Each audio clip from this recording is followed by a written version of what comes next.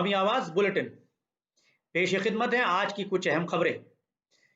हिंदुस्तान अपनी मुस्लिम आबादी के साथ बराबरी और इंसाफ का बर्ताव करेगा। साबिक सिफारतकार निकोलस बर्न्स का इजहार ख्याल। कांग्रेस रहनुमा राहुल गांधी ने कोरोना बहरान के दरमियान हिंदुस्तान और दुनिया की मशहूर और मारूफ हस्तियों के साथ खुसूसी गुफ्तगू का एक सिलसिला शुरू किया हुआ है। इस सिलसिले के तहत आज उन्होंने साबिक अमरीकी सफीर निकोलस बर्न्स से गुफ्तगू की। निकोलस बर्न्स एक मारूफ सिफारतकार भी हैं और हार्वर्ड में सिफारतकारी और बैनुल-अक़वामी ताल्लुकात के प्रोफेसर भी हैं। निकोलस ने राहुल गांधी से बातचीत के दौरान कहा कि उन्होंने हिंदुस्तान की हमेशा मिली जुली तहजीब और सकाफत की वजह से तारीफ की है।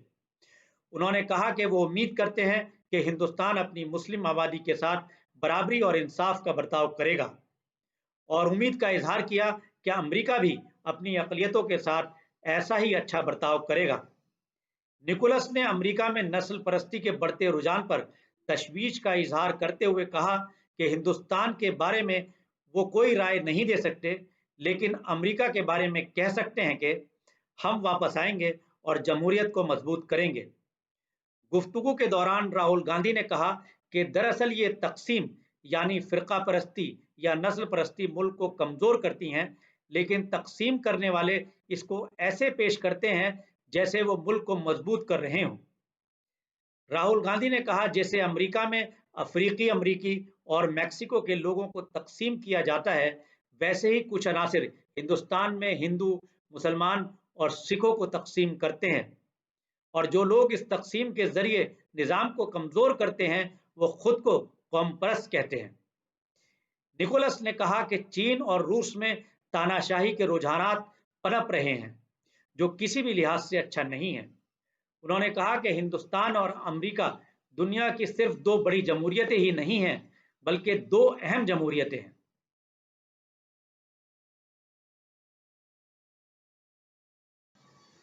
कोरोना मुतासिरीन मुमालिक में हिंदुस्तान चौथे मुकाम पर।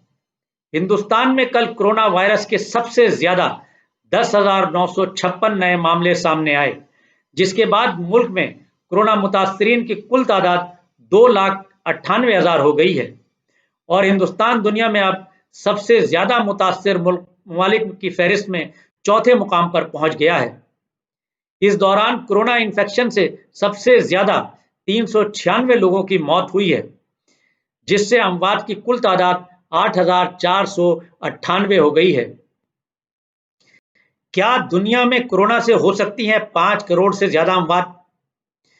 तिब्बी दुनिया के एक बड़े रिसर्च मैगजीन दी लैंसेट की एक रिपोर्ट में खदशा जाहिर किया गया है कि आलमी वबा कोरोना से पूरी दुनिया में 5 से 10 करोड़ लोगों की जान जा सकती है।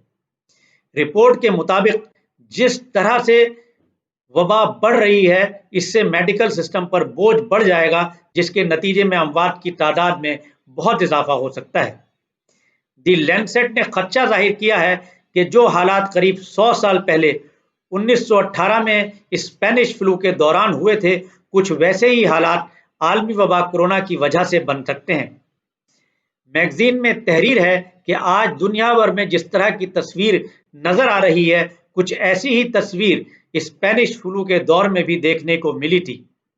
दी लैंसेट ने अपनी रिपोर्ट में यह भी कहा है कि कोरोना में ठीक होने की शरह स्पेनिश फ्लू के मुकाबले काफी बेहतर है।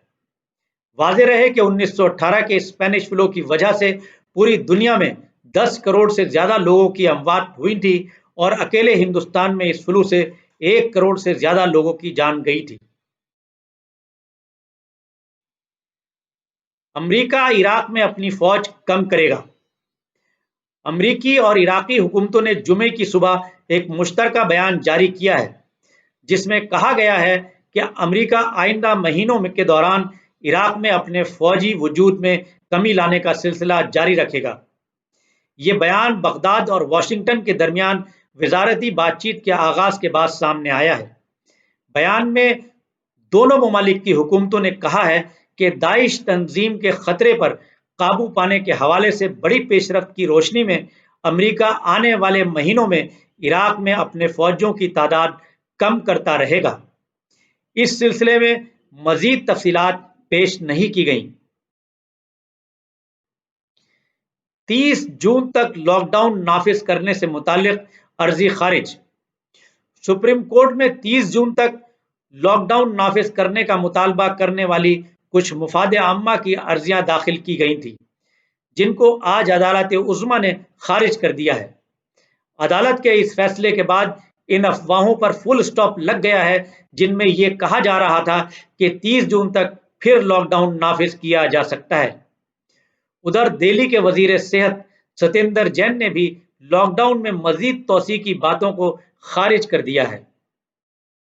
कौमी आवाज के क़ारीन व सामीन से जरूरी गुजारिश, कोरोना वबा से डरें नहीं बल्कि एहतियात बरतें। शुक्रिया।